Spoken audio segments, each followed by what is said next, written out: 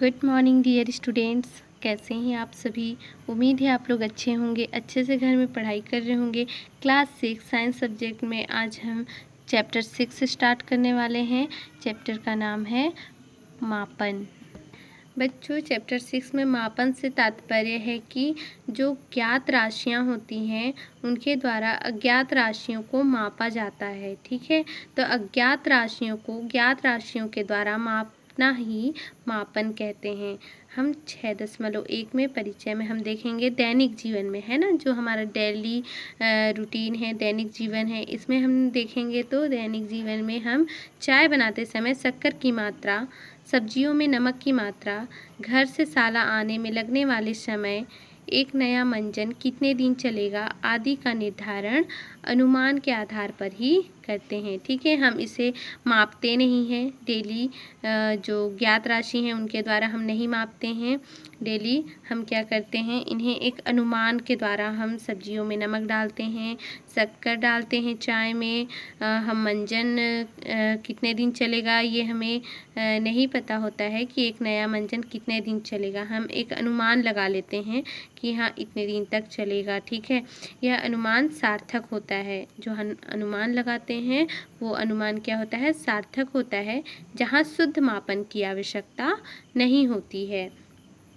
इसी प्रकार हम देखते हैं कि दर्जी कमीज, पैंट, कुर्ता आदि सिलने के पूर्व पहले क्या करते हैं, सिलने से पूर्व मतलब सिलने से पहले वो कपड़े की माप करता है। ठीक है, कपड़े को वो माप लेता है। विद्यालय में घड़ी देखने के बाद घंटा बजाया जाता है। ठीक है, बेल बजाई जाती है घड़ी देखने के बाद। दुकानदार सब्जी, फल, अनाज आदि को तौल कर देता है। ठीक है, जो दुकानदार हैं, हम जब भी दुकान जाते हैं तो सब्जी खरीदते हैं या फिर फल खरीदारी करते हैं या फिर अनाज लेते हैं तो दुकानदार क्या करता है, तौल कर हमें देता है सब्जियों को, फल को, अनाज को। ठीक है, डॉक्टर जब बुखार से पीड़ित रोगी के शरीर का ताप ज्ञात करने के लिए क्या करते हैं, डॉक्टर थर्मामीटर, जिसे हम तापमापी कहते हैं, तो थर्मामीटर का उपयोग करता है। क्यों करता है थर्मामीटर का उपयोग? जो हमारे शरीर का जो ताप होता है ना, जब बुखार होता है तो हमारे बुखार के कारण, फीवर के कारण क्या होता है, ताप का मान जो है बढ़ जाता है, अधिक हो जाता है जो शरीर का ताप होता है। तो उसे ताप को मापने के लिए डॉक्टर क्या करते हैं, तापमापी या फिर थर्मामीटर का उपयोग करते हैं। ऐसा क्यों किया जाता है? वास्तव में सही जानकारी प्राप्त करने के लिए मापन की आवश्यकता होती है। माप तौल के बिना किसी वस्तु की लंबाई, क्षेत्रफल, आयतन, द्रव्यमान या ताप के बारे में सही निर्णय लेना संभव नहीं है। अनुमान के आधार पर दिए गए उत्तर कभी-कभी पूर्णतः गलत साबित होते हैं। तो बच्चों हम यहाँ देखेंगे, जो हम चाय बनाने के लिए शक्कर डालते हैं, सब्जियों में नमक डालते हैं, तो ये हम एक अनुमान के द्वारा हम अनुमान लगा लेते हैं। ठीक है, इनके लिए जो ये ऐसे कार्य हैं जिनके लिए हमें सही माप की आवश्यकता नहीं होती है, पर कुछ चीज़ें ऐसी हैं जिनके हमें सही माप की आवश्यकता होती है।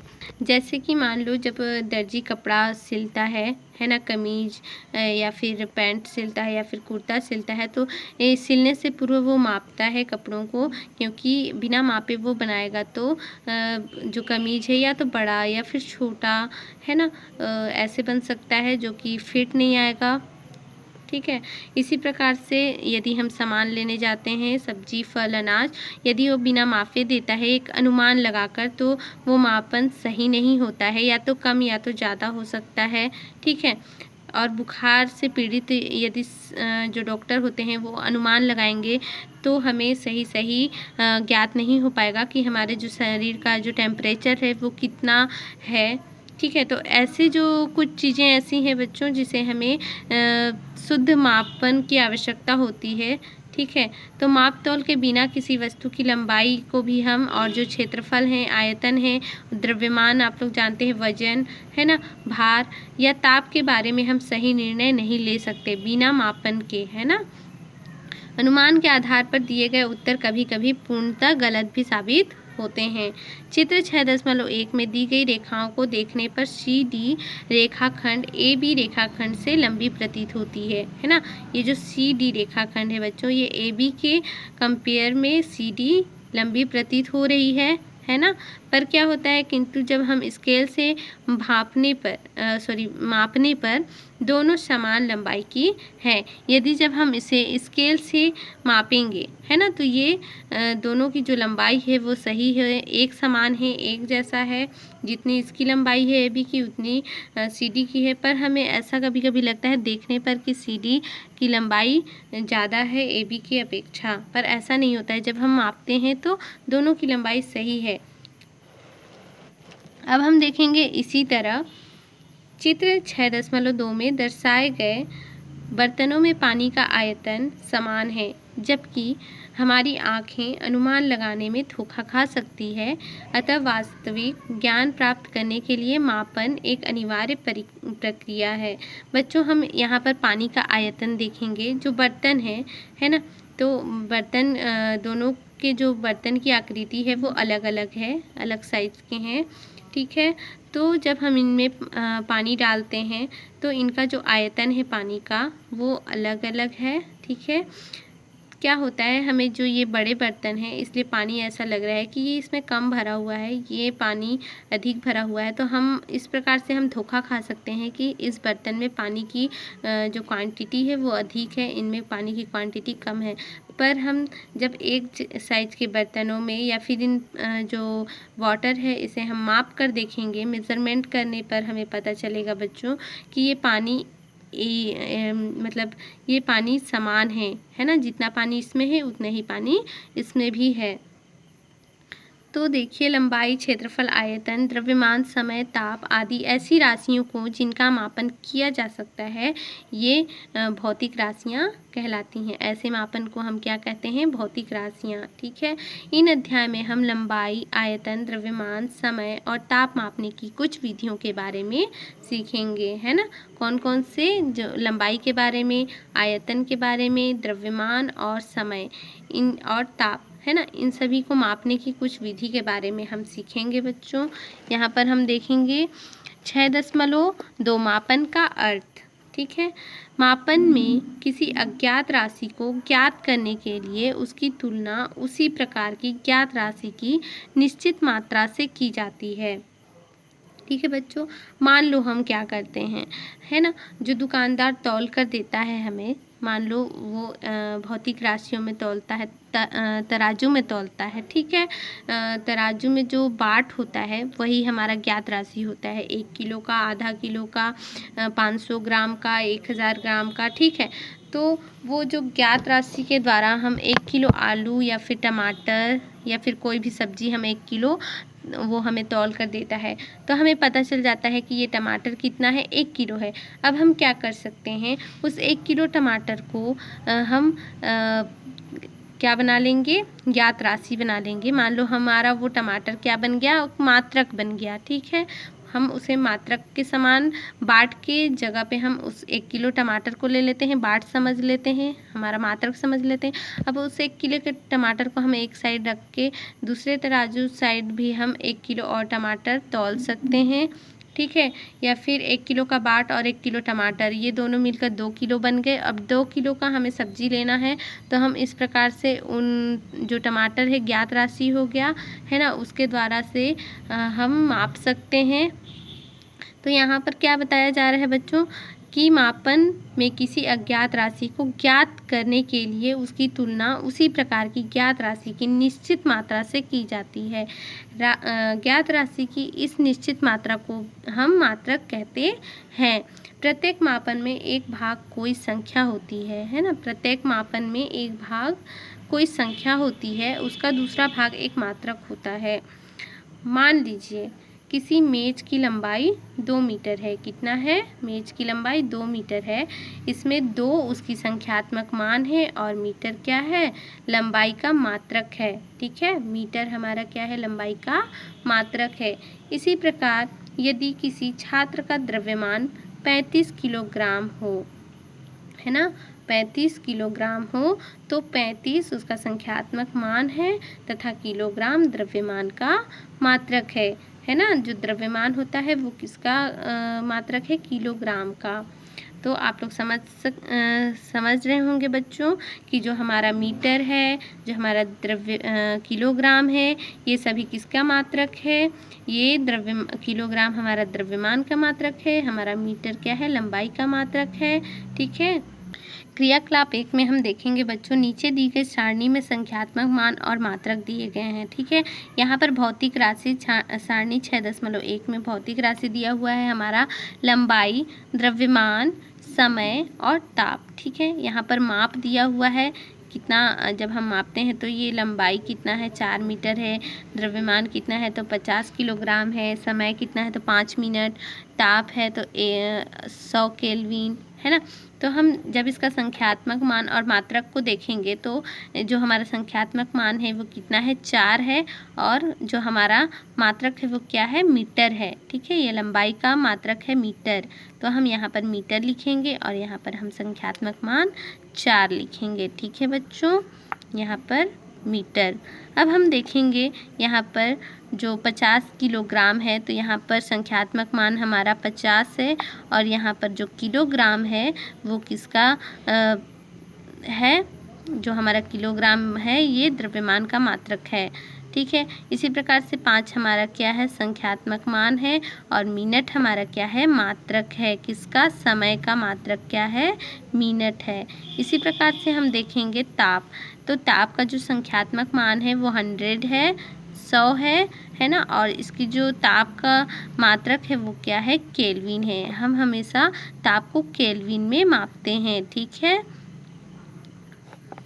इस प्रकार से हम लिख लेंगे। अब हम देखेंगे किसी भी राशि के मापन में संख्यात्मक मान और मात्रक का उल्लेख करना आवश्यक होता है। ठीक है। हम जब भी राशि के जो मापन होते हैं उनमें हमें संख्यात्मक मान और मात्रक दोनों का उल्लेख करना हमें आवश्यक होता है। ठीक है। अब हम देखेंगे 6.3 मानक मात्रकों की आवश्यकता। ठीक है। हमें मानक मात्रकों की आवश्यकता क्यों होती है बच्चों, उनके बारे में हम देखेंगे। मात्रक के रूप में विभिन्न वस्तुओं का उपयोग किया जाता है। ठीक है। मात्रक के रूप में हम विभिन्न वस्तुओं का उपयोग करते हैं।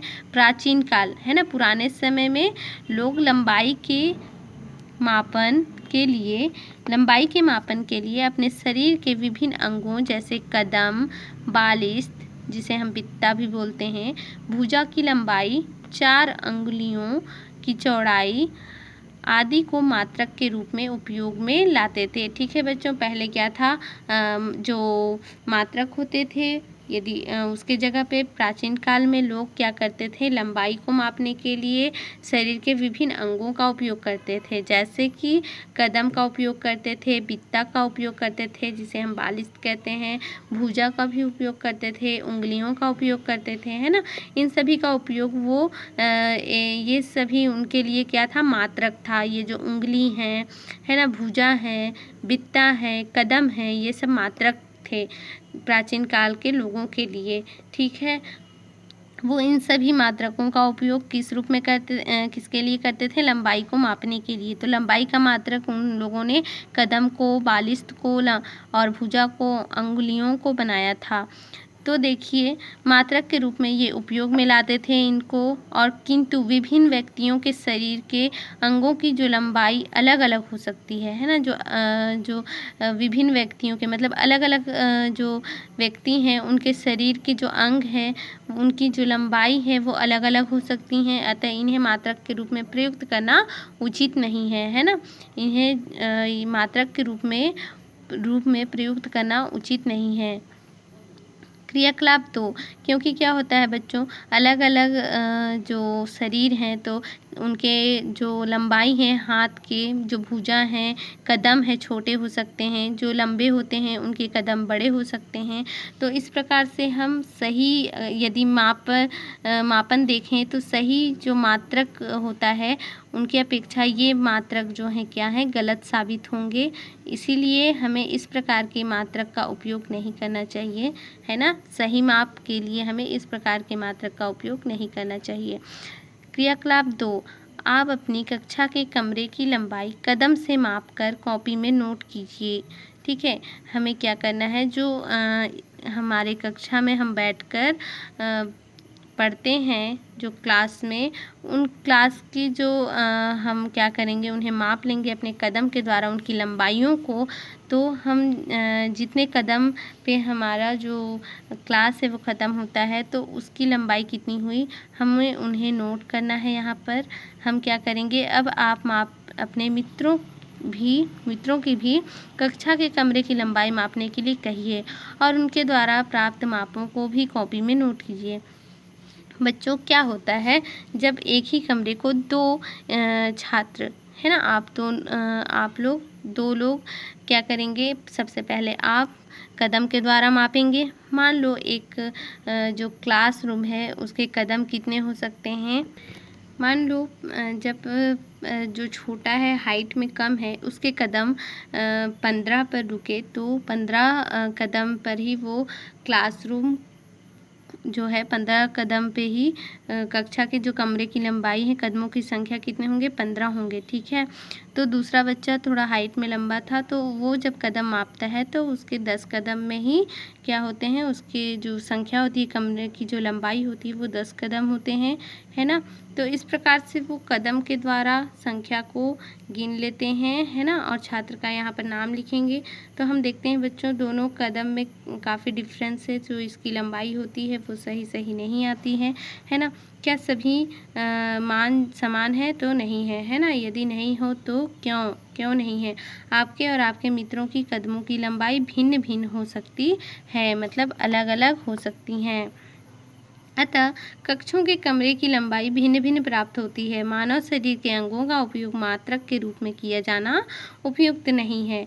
इसी प्रकार दूध का आयतन मापने में कटोरी या गिलास का उपयोग मात्रक के रूप में नहीं किया जा सकता, है ना। दूध का जो आयतन होता है उसको मापने के लिए कटोरी या फिर गिलास का उपयोग मात्रक के रूप में नहीं किया जा सकता। समानता के लिए माप के समान मात्रक का होना आवश्यक है। ठीक है, समानता के लिए एक समान होने के लिए दूध को माप के समान मात्रक का होना आवश्यक है। यही कारण है कि बाजार में खरीदने और बेचने के लिए समान मात्रकों का उपयोग किया जाता है। जिस मात्रकों को किसी समूह के लोग माप के लिए मानक के रूप में स्वीकार कर लेते हैं, वही मानक उस समूह के लोगों का मात्रक हो जाता है। ठीक है बच्चों, आप लोग समझ रहे होंगे। जो दूध वाले आते हैं, है ना, हमें दूध देकर जाते हैं तो उनके पास एक मात्रक होता है, आप लोग देखे होंगे। ठीक है, वो मात्रक में ही वो लोग हमेशा दूध को माप कर देते हैं। तो हम उस मात्रक को स्वीकार कर चुके हैं, हमारा जो समूह है वो सभी स्वीकार कर चुके हैं कि वो मात्रक सही है और उसके द्वारा हम दूध का आयतन को मापते हैं। तो हम उसे स्वीकार कर लेते हैं उस मात्रक को। ठीक है, ये वही मानक उस समूह के लोगों का मात्रक हो जाता है। तो वही जो मानक है ना, जिससे हम मापते हैं वो मानक होता है। तो वही मानक जिसे हम मापते हैं वो मात्रक हो जाता है। और मात्रक का एक निश्चित परिमाण होता है जो कभी भी, कहीं भी और किसी भी द्वारा मापने पर समान रहता है ना। किसी भी द्वारा हम मापें तो उससे समान होता है। अब हम देखेंगे पैमाने की कहानी, कितनी नई और कितनी पुरानी। ठीक है, आज से कई 100 साल पहले लोग पहले बित्ते, कदम और पंजे से ही लंबाइयाँ नापते थे। किंतु परेशानी की बात यह थी कि लोगों के बित्ते, कदम और पंजे उनकी शारीरिक लंबाई के अनुसार अलग अलग थे। ठीक है, क्योंकि किसी की हाइट कम होती है, किसी की अधिक होती है, किसी की मीडियम होती है। तो उनके जो कदम होते हैं, उनके जो पंजे होते हैं, उनमें भी काफ़ी भिन्नता होती हैं, डिफरेंस होते हैं, अलग अलग होते हैं। तो जब उनसे वो नापते हैं तो सही माप नहीं होता है, मापन नहीं किया जा सकता है। अतः लोगों ने एक निश्चित दूरी का पैमाना बना लिया, है ना। अब लोग क्या किए, एक निश्चित दूरी का पैमाना बना लिया। ठीक है, और इसे छोटे छोटे बराबर हिस्सों में बांट लिया। अब लोग इससे लंबाई और दूरियां नापने लगे। यह मापने का सरल, संक्षिप्त और प्रारंभिक स्वरूप था।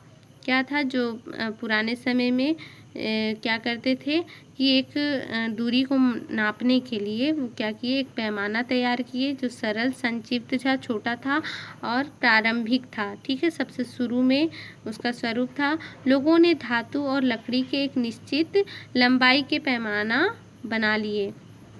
एक धातु और लकड़ी के एक निश्चित लंबाई था, उसे वो लोग पैमाने के रूप में यूज करते थे। फिर भी बात बनी नहीं, है ना। कुछ स्थानों पर लोगों ने राजा की नाक से उसके हाथ के बीच की उंगलियों के छोर तक की लंबाई को 1 गज माना। कितना माना? 1 गज माना। जो राजा की नाक थे, है ना, नाक से उसकी हाथ की बीच की जो उंगलियों के छोर, है ना, उंगलियों के छोर तक की लंबाई को उन्होंने कितना माना? 1 गज माना।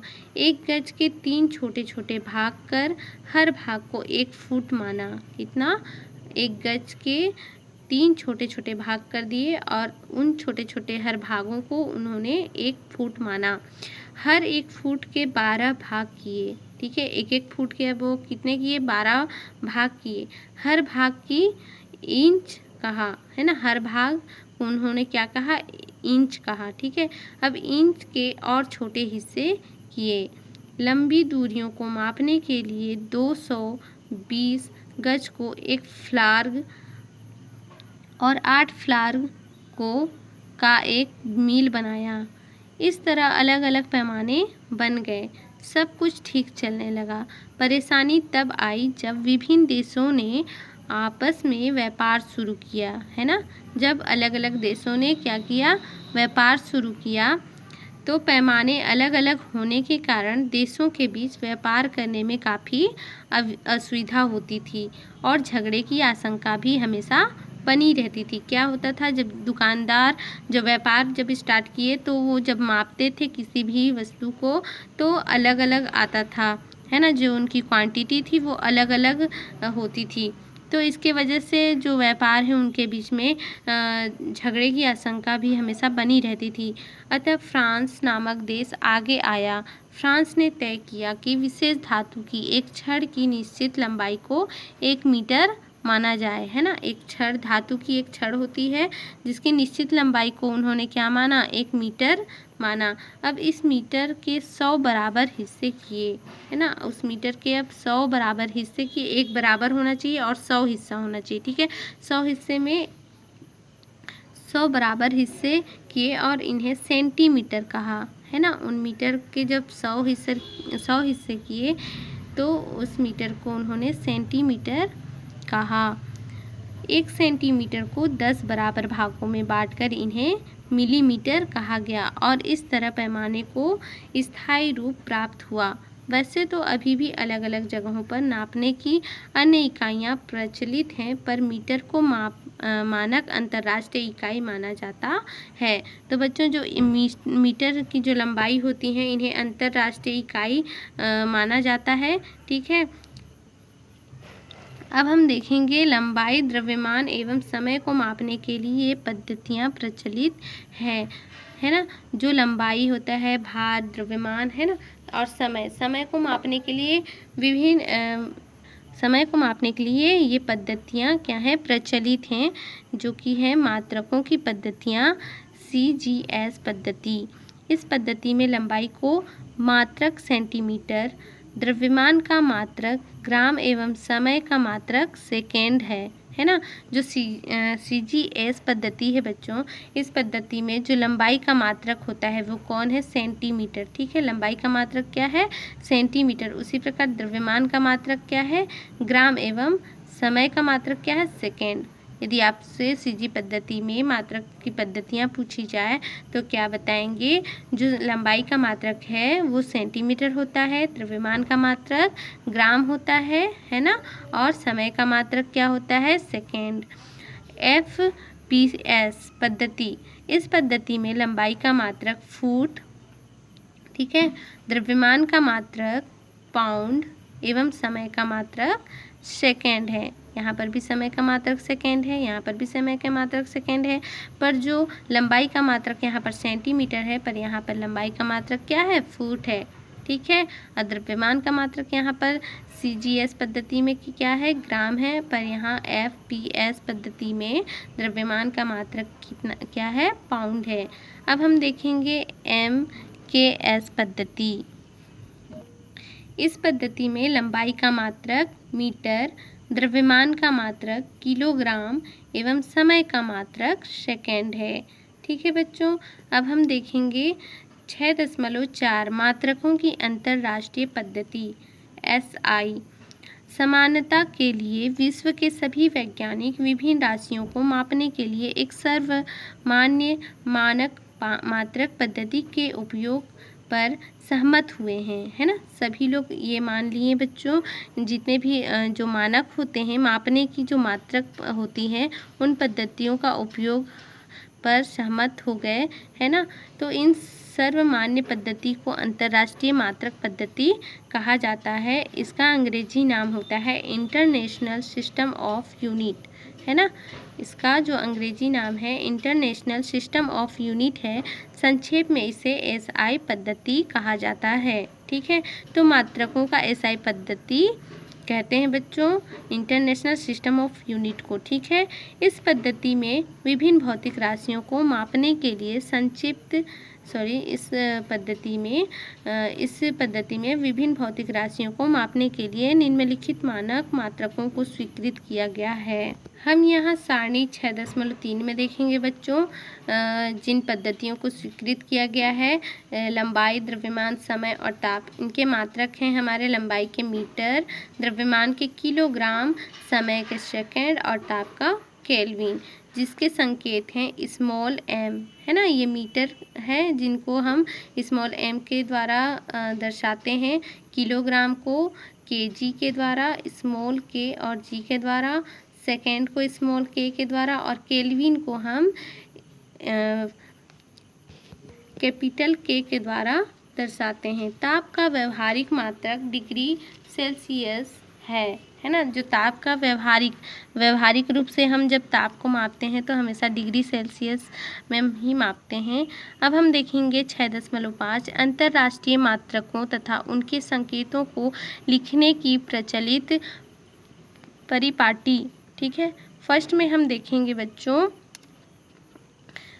राशियों के मात्रकों के संकेतों को अंग्रेजी के छोटे अक्षरों में लिखा जाता है। ठीक है। जो राशियों के मात्रकों के संकेतों को अंग्रेजी के छोटे अक्षरों में लिखा जाता है, जैसे आप लोग देख सकते हैं स्मॉल m, स्मॉल kg, है ना। जैसे मीटर का संकेत, किलोग्राम का संकेत क्या होता है, मीटर का संकेत m और किलोग्राम का संकेत kg, तथा सेकेंड का संकेत स्मॉल s है। सेकेंड में है वैज्ञानिक के नाम पर रखे गए मात्रकों के संकेत अंग्रेजी के बड़े अक्षरों में लिखे जाते हैं। उदाहरण के लिए केल्विन का संकेत कैपिटल K, डिग्री सेल्सियस का संकेत कैपिटल C है ना, डिग्री कैपिटल C। तो बच्चों यहाँ पर स्मॉल और कैपिटल पे नाम क्यों रखा जाता है, संकेत क्यों दर्शाया जाता है, तो आप लोग इसमें अंतर देख चुके हैं। जो राशियों के जो मात्रक होते हैं तो उनके संकेतों को हम स्मॉल लेटर में लिखते हैं, पर यदि उन मात्रकों के संकेत अंग्रेजी के बड़े अक्षरों में कब लिखे जाते हैं, यदि जो मात्रक होते हैं उनका नाम वैज्ञानिकों के नाम पर रखे जाते हैं। यदि वैज्ञानिकों के नाम पर रखे गए हैं तो उन मात्रकों के संकेत को हमें कैपिटल लेटर में दर्शाना पड़ता है। ठीक है। थर्ड देखेंगे हम, मात्रकों के संकेतों के पश्चात कोई विराम बिंदु नहीं लगाया जाता। ठीक है। जो मात्रकों के संकेत होते हैं उनके पश्चात, है ना, संकेतों के बाद हम कोई भी विराम बिंदु नहीं लगाया जाता है। उदाहरण के लिए मीटर का संकेत m है तो m यहाँ पर डॉट लिखाया गया है विराम बिंदु के तौर पे, तो ये नहीं होना चाहिए, है ना, सिर्फ m लिखा होता है। लेकिन यदि कोई संकेत वाक्य के अंत में आता है तो विराम बिंदु लगाया जाता है। यदि कोई संकेत क्या होता है, वाक्य के अंत में आता है, लास्ट में आता है, तब वहाँ पर विराम बिंदु लगाया जाता है। तो बच्चों जैसे कि यहाँ पर जितने भी ये पूरे क्या है, वाक्य हैं, हमारे पूरे वाक्य हैं। यदि लास्ट में हम संकेत एम लिखते तो यहाँ पर बिंदु लगाया जाता है, जैसे विराम यहाँ पर लगा होता है ना, उस स्थिति में हमें लगाना पड़ता, अदरवाइज हम नहीं लगाते हैं। फोर्थ में मात्रकों के संकेत हमेशा एक वचन में ही लिखे जाते हैं, बहुवचन में नहीं। मात्रकों के जो संकेत होते हैं हमेशा हम एक वचन में ही लिखते हैं। फोर्थ हम देखेंगे, मात्रकों के संकेत हमेशा एक वचन में ही लिखे जाते हैं, बहुवचन में नहीं। उदाहरण के लिए यदि किसी वस्तु की लंबाई 10 मीटर है तो उसे हम 10 स्मॉल m लिखेंगे, 10 ms नहीं। फिफ्थ में है हमारा, अंग्रेजी भाषा में लिखते समय किसी भी मात्रक को सदैव छोटे अक्षरों में ही लिखा जाता है। उदाहरण के लिए हम यहाँ पर देख सकते हैं केल्विन, है ना, तो छोटे अक्षरों में ही लिखा गया है। मीटर को भी छोटे अक्षरों में लिखा गया है, जितने भी स्मॉल लेटर में लिखा जाता है। सेल्सियस, इसे भी हम स्मॉल लेटर में लिखते हैं, ठीक है। तो अंग्रेजी भाषा में लिखते समय किसी भी मात्रक को सदैव हम छोटे अक्षरों में यानी कि स्मॉल लेटर में लिखते हैं। यहाँ पर KELVIN ये सभी स्मॉल लेटर हैं। मीटर जो METRE ये सभी स्मॉल लेटर में हैं। अब हम देखेंगे 6.6 मात्रकों के अपवर्तक तथा गुणज। बच्चों, मात्रकों के अपवर्तक तथा गुणज हम नेक्स्ट वीडियो में पढ़ेंगे, ठीक है। बच्चों, यहाँ पर आप लोगों का होमवर्क है, कुछ क्वेश्चंस हैं जिसके आंसर देने हैं। जैसे लंबाई का एसआई मात्रक बताना है आप लोगों को, समय का एसआई मात्रक बताना, किलोग्राम किस राशि का एसआई मात्रक है इन्हें बताइएगा, एक क्विंटल में कितने किलोग्राम होते हैं इन्हें हम छोड़ देंगे। ये 3 जो हैं आप लोगों को किलोग्राम किस राशि का एसआई मात्रक है, समय और लंबाई का एसआई मात्रक आप लोग होमवर्क में बनाकर बताएंगे बच्चों।